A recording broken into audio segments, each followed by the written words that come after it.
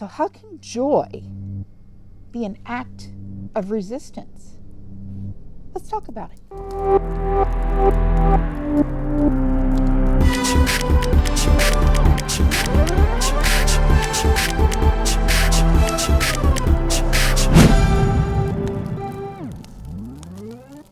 All right. So, what do we mean by joy as an act of resistance? First, we got to talk about the basic emotions we're all born with. Joy, sadness, disgust, fear, and way back in the back because he's hiding and he's really got a grouchy face is anger. So, this little girl who is always bright and shiny, always likes to make everybody's day better. But how is that an act of resistance? Well, nobody's going to say everything's perfectly beautiful right now in this country or this world, right? What is joy? What is it? You know, we hear the word, we say it, but what is it? Dictionary definition states it is a feeling of great happiness or pleasure or delight. Why is it so important? Because we are hardwired for it. We are hardwired. Our drive as human beings is to feel good. That's everything we do is about feeling good. We seek to feel good in any kind of ways, and we don't do anything without a payoff. Nothing. And if you look at me and go, well, I don't get a payoff from work. The hell you don't. You get your paycheck. But there's other ways we get payoffs too. What about when you volunteer? How do you feel after you volunteer? There's your payoff. We do things that make us feel good. We will continue to do things that continue to make us feel good. And when they don't, they're not joyful anymore. Things we do to make ourselves feel better or give to others is gifts to others. I know I do that. God, my kids are spoiled. They will tell you that too. Volunteering. Absolutely. I did volunteering for years while I was going to school. Our jobs. Some of us have jobs we don't like. Some of us have careers that we love. They're our jobs, but they give us fulfillment. Good conversation. Dude, if I have a good conversation with somebody, I'm walking on sunshine when it's over. It just feels good. And then, of course, my absolute favorite, comedy. You know, laughter is the salve to just about everything. It's so important that it's part of the hallmark signs of depression, such as feeling down, depressed, or hopeless, or little interest or pleasure in doing things, all things that affect your joy. But what about it why is it important? It feeds our brain. It gives us the happy things we like. We're going to talk about the happy hormones that come from feeling joy and feeling good. It releases specific hormones that make us feel good. First one we'll talk about is dopamine. I'm sure you've heard about that. The dopamine hit, the dopamine rush, the dopamine fix. That is our feel good. It's part of our brain reward system. It helps us feel pleasure. It's also part of reinforcement, meaning you do something, somebody likes what you did, that's going to tell you that's something you should do again. Or with a child. Your child comes home, they worked really hard on a project or they worked really hard on a test, they get a great score on it and you celebrate it. You know, when I would work with families, I would often say minimize the bad and outrageously celebrate the good. Why? Because it releases dopamine and helps create a reinforcement in anybody's mind, but especially a child's, that what they did was right and they should continue to do that. Dopamine affects learning and attention. If we feel successful, dopamine tends to be a part of that. It affects mood. If we've got dopamine going on, it's real hard to be in a bad mood. It affects our ability to move, believe it or not. If you've ever heard of Parkinson's disease or people who have tremors, one of the main factors, particularly in Parkinson's disease, is a lack of dopamine. It affects our heart rate, our kidney function, our blood vessel function, sleep, and pain processing. If we have dopamine, pain is not so bad. You often see people, particularly if a child is hurt, them trying to distract the child or do something or talk about something that will make a child feel better, or play a game like I Spy with My Little Eye. Anything that can bring about happy in the brain. Serotonin is a natural mood booster. We like serotonin. It staves off depression and provides a feeling of euphoria. It has systematic effects on us, including memory, fear, the stress response, digestion, sleep, breathing, and body temperature. We like our serotonin. It's very important. Endorphins. Endorphins are our body's natural painkillers. You know, you'll hear people who exercise a lot going, I just got to get to the endorphin kick in. And it does happen. It's our body's response to physical pain. It also helps us release stress. You ever feel that feeling of, you know, you're stressed about something, it's going to be horrible, you got to do it anyway, you did it, and you feel like, oh my God, I feel so amazing. Part of that is endorphins. And it helps create a feeling of well-being. And then there's oxytocin. That's the love hormone. It helps us bond with our loved ones. We talk about when moms have new babies, moms and dads have new babies. They just, like, the whole world changed in a second. As soon as they heard the first cry, that baby was, you don't understand unconditional love until you have a child. Released through touch, music, exercise. Music especially is one that I'm particularly fond of, because back in the day when I got a PhD in partying, I was a music therapy major. I still use music. There are scores and pieces of music that I will listen to that will make me feel good. I'll tell you one that I really enjoy. It is the orchestral soundtrack to Forrest Gump. It's not the album that's white with blue writing on it. It's the album with the tree and the two of them sitting under the tree. It's all the orchestra. You want to talk about emotions in a film score? Everything from the soaring heights of excitement to loss, to life. And it's okay to live a life. You know, the line, life is like a box of chocolates. You never know what you're going to get. That's how the music tells that story. The music can help you process emotions. Oh my God. If you were a teenager in the 80s, 90s, 2000s, whenever, we all liked our good cry songs. You know, there were our We're Not Gonna Take It songs. In fact, there was a song called We're Not Gonna Take It during my teenage years by a band called Twisted Sister, which was really cool. And by the way, he dressed in makeup and long blonde hair, and it was a hard rock band. Talk about playing with norms. Nobody was going to tell Dee Snider he's full of shit. We all have music that throughout the ages. I went to a play over the weekend where in one scene of the play, they were talking about a character who had been in Vietnam. And then immediately I started thinking about songs like Fortunate Son from Creedence Clearwater Revival. The words of that song describe what it feels like to go to Vietnam, what it feels like to go to war in just about any war, but particularly wars you were drafted in. Why? Because there was an undue amount of people who didn't have fortunates like being a senator's son or being rich or being anything like that. They had to go do it. And those songs tell those stories, but yet they can bring about joy too.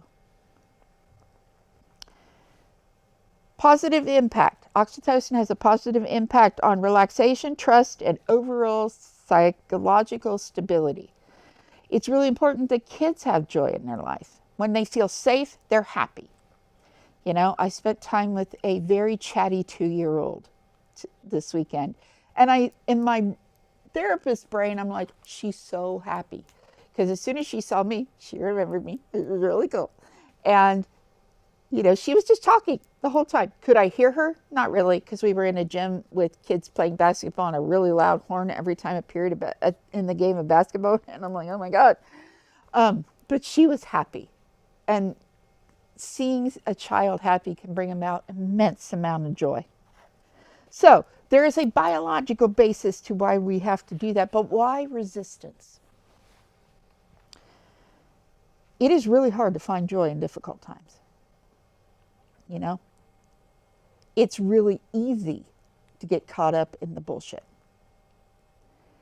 It's really easy to get caught up into the pain, the suffering, and not allow ourselves to fall into the trap. We live in a very divisive country right now. We live with a federal government whose fondest joy is to divide us, is to create division and pain and dislike and distrust. But it's not really working the way that they thought it would. By finding joy in difficult times, you take your power back. You make those who are trying to destroy it very insecure. You kind of put the antidote to the poison of their divisiveness in place. And when you celebrate things with joy rather than with anger and disdain and try to find the good in it, it sure makes the bullies look stupid, especially in public. You know, we've got some prime examples of that. You can't look good in public. Like I said, you can't look good in public when you try to bully someone who is trying to spread joy. No one likes to look bad. Simple enough. You know, who are you going to bully? Where are examples of that? Have we seen that? Yes, we have. Of course, we remember that a certain president who shall not be named, for he is pure evil. And if you're a MAGA, you shouldn't be watching my shows anyway. So there's that. Trump decided to send the National Guards to cities in blue states. And the cities reacted in a variety of ways. There were protests. Some of them got really heated and people got hurt. But there was one city that said, nope, not today. When people say, keep Portland weird, they love it. Portland, Oregon was one of the cities that had the National Guard sent. What did they do? I'm sure you saw the videos. How can you not smile at someone running down the street in a giant axolotl costume? Or a giant frog costume? Or a dinosaur, a T-Rex with little tiny hands? Or Eric Cartman costume? And personally, that's my favorite. They danced. They were there. They had their signs, but they didn't fight. They spread joy. Look at us. We're so dangerous. We're doing all of these things to point out how dangerous we are. Their joy is a pure act of resistance. Pride celebrations. Spokane's Pride celebration this past year was huge. Huge. There were a lot of people there. One of my kids was in the parade that I got too embarrassed. It was great. Pride celebrations are a way to stand up to it, to stand up to the pain, to stand up to the fear, to embrace our brothers and sisters in the community. And I'm not talking about gay people treating trans people like they don't exist, or trans people being mean to other people, or bisexuals being told, pick a side. All of us are in the community. All of us are allowed to be human beings. It doesn't matter how we identify gender-wise. It's who we are that's important. We're male, female. That's how we were born physically. Girls, boys, non-binary. Some of us everything's on a spectrum. There's a reason why it's a rainbow.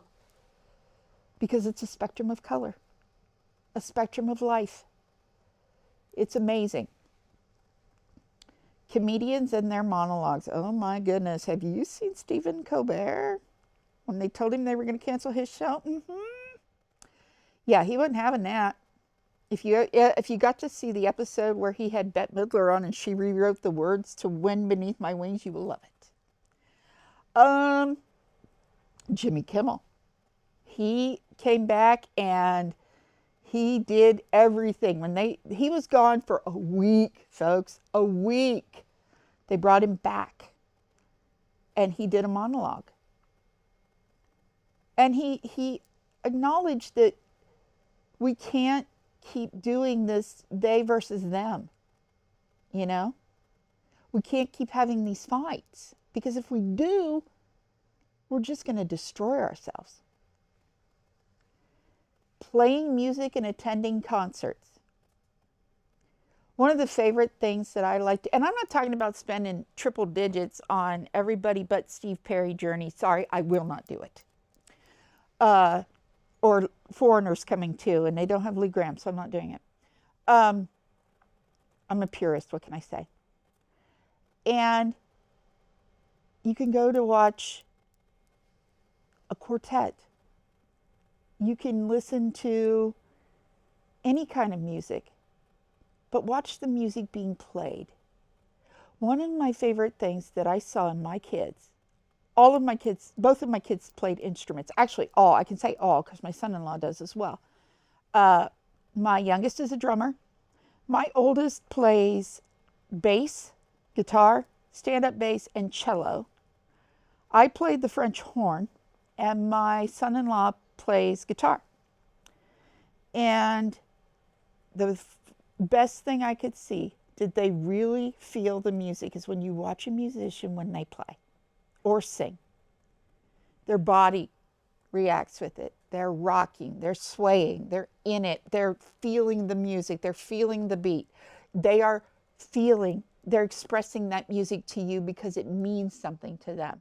It's not like what's on the page, just put it out there. No, they're there. They're putting their heart into it.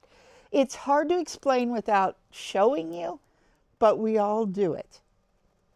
Those people are experiencing pure joy and they're trying to draw you into their joy. And then there's whimsy. What is whimsy? Whimsy is a young person saying to you, Mom, when I grow up, I'm going to have a sanctuary for shellless turtles.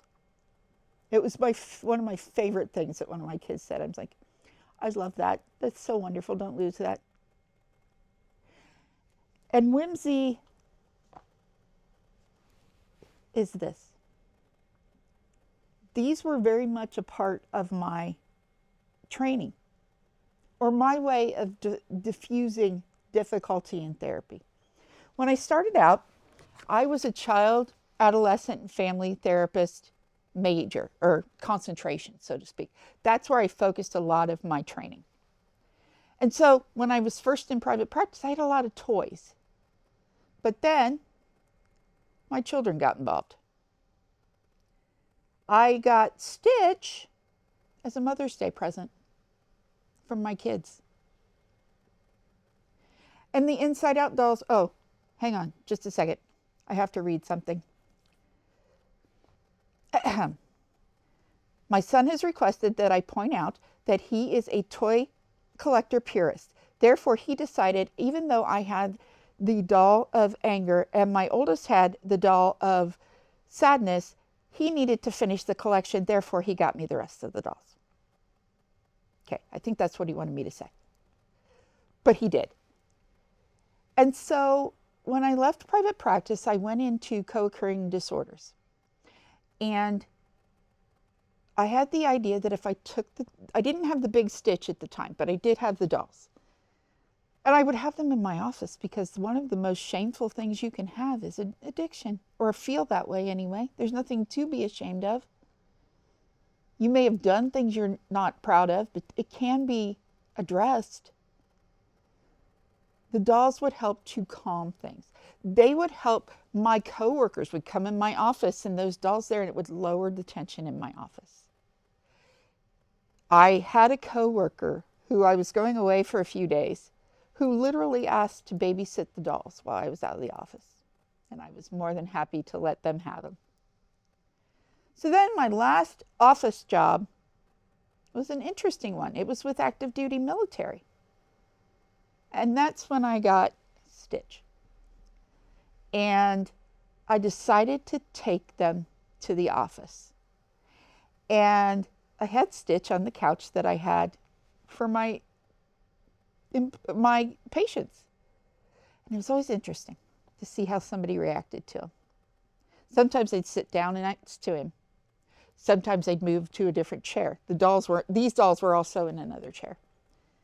And sometimes they would progress to bringing him back. I had a patient who would not go in. I mean, that patient was a cranky little person and always was pissed, but I knew they were hurting.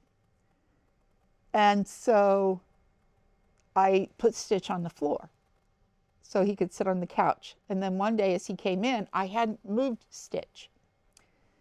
And they said, no, don't move him. And I watched as we were talking, and he reached out and he grabbed Stitch's paws, and he was just holding that paw.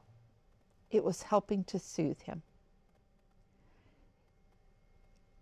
It brought about, even if they didn't interact with them, it helped take the sterility out of an office. It helped take the fear out of it, that it was safe. Joy takes courage. You know, when we're dealing with a lot of crap, it takes a lot of courage for us to go, I'm not going to jump in that mud hole right now. When we create, celebrate, and seek joy, we inherently disarm the bullies. We do. You ever just completely, in fact, let me rephrase. There's a technique in one of the therapy modalities that I use. It's called opposite action. It's literally like doing an opposite action. You know, saying something like, I really hope you have the day that you deserve. You know, that's a fun one. You don't take them seriously. Like, really? Okay, you do you. I'll do me. Go live your life. I'm not really interested.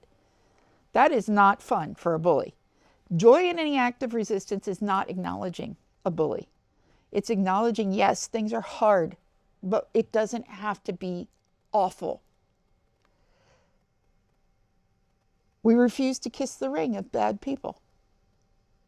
You know? It's really sad to see smart, intelligent, educated people kiss the ring of an idiot.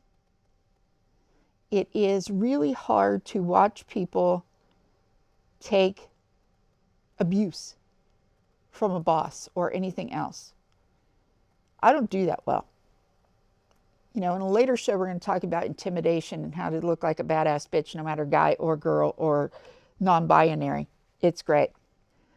But no more fear for the bad guy is like if y'all ever saw Rudolph the Red-Nosed Reindeer and the big snow monster, and then he comes back towards the end of the show, and our little elf Harvey, who really wanted to be a dentist, took care of he literally took his teeth out. But the idea was he wasn't you could see who he was as a monster. He was a monster, but he wasn't horrible. He was only as big a monster as you made him. Same way with what's going on with people around us. They're only the biggest monsters if you make them that way. That doesn't mean we go out and try to shove disco balls up people's asses so far that their eyes sparkle. No. We stay away from those that hurt us.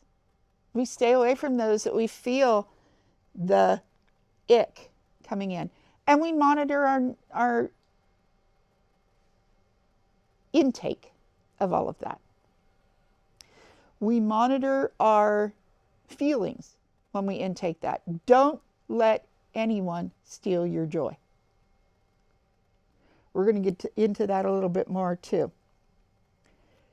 as we work toward joy and seeing people as people, because right now, the year of FAFO is gone. We can't do that anymore. There are people who made decisions that they absolutely regret. There are people who voted for somebody and could not reconcile his feelings towards people, immigrants, brown, black, gay, trans, women, all the people he minimizes, that voted for him anyway, and they are suffering. This isn't just FAFO, this is suffering. There are people in this world right now that if they don't do something about the Affordable Care Act, they will not have health insurance. They're that guy who worked for years as a mechanic or in a factory, who now have children who might not have health care coverage because they can't afford it. A child with asthma may die. A woman learns she has breast cancer and now she can't get treatment. She's got to use a GoFundMe because there's not enough insurance to take care of her. There are people who are trying to make their life better, who are trying to use the social service nets that are available in order to be able to get out of that need and provide it for somebody who did. You're looking at one of them right now. While I do not need food stamps now and I do not need Medicaid now, I did when I started my career. I have no problem. I don't care what you believe. Nobody deserves to suffer. And we're starting to see people understand that and wake up, even on the other side. There are reasons for us to all come down off of our high horse and work together to get the United States of America back. When we do that, we break the cycle of national abuse. We make the monster toothless. We make life better. So we're back to the no bullshit corner. The bottom line is we can't keep poking at each other like, fucking around and you're an idiot. No, you are, don't do that. There is so much to be joyful for. Yesterday, I got to spend time with my niece and my grandnieces and nephew, and my youngest grandniece, who just turned 2. As we were getting ready to leave where we were, reached up and grabbed my hand. You want to talk about a shot of joy? She's telling me all about the Paw Patrol that she's watching. I got to spend time with a really good friend and my kids this weekend. That feeds me. That makes me happy. I feel like I'm putting on a big warm fuzzy blanket and just enjoying being who I am and who they are. Seek kindness. Seek joy. Help somebody. That's the cool part when I'm in a garage, or in a grocery store. I'm pretty tall. I'm 5'9". So you see somebody that needs help, who cares if they may have noggin, it may want to make you vomit in your mouth for a little bit, but they're trying to get something off the top shelf. Be nice. Ask if they need help. The only way we do that is to try. The only way we bring joy back is to try. The only way we do it is to continue to fight for it. And remember the lessons learned. I dedicate this episode, and I don't usually do this very often, because I dedicate it to my kids. My oldest gave me the idea. And as a parent that is a Gen Xer, having raised the generations after, there's a lot of shame in that. But they're finding the joy. They're pushing the joy. They refuse to give up the joy. What we need to do as the old people is join them, because we owe it to them. We owe it to them that their adult lives are not painful anymore. All right, everybody, find a good thing to make you joyful. Find a great comedy. Do something that brings you joy. And we'll see you next time.